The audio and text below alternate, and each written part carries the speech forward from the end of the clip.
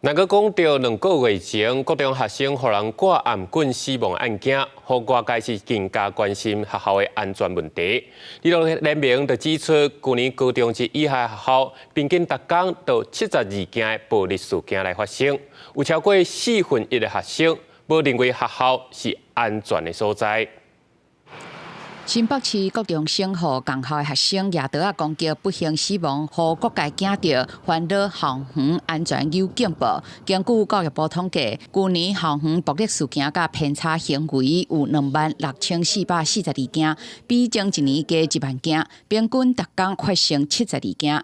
理学联盟的调查更加显示，李校无认为伫学校是安全的，有超过1/4。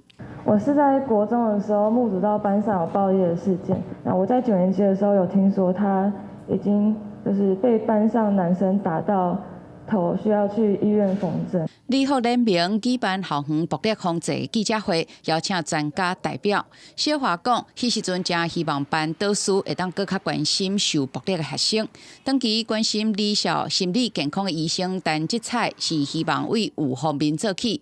甲15个医生翻译世界卫生组织的校园暴力防治实不手册，希望互校园更较实在全面的指引。受伤本身它就是一个引起共同的一个集体的恐惧。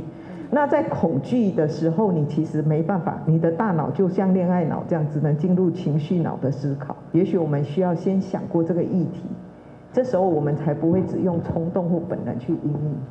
学校校长强调，面对暴力事件，互老师支持真重要。手册会提供较好的应用方法。没有透过使用手册给老师工具方法，老师不断的往后退，那多可怕！那是一个负向的回馈。教育部官员表示，针对校园暴力已经进行相关法规修正，检讨现行机制，接下来嘛加速情报辅导的量能，以国小做例。原本规划120学年度，甲所有专职教师补齐，拍拼提早到116学年度达成。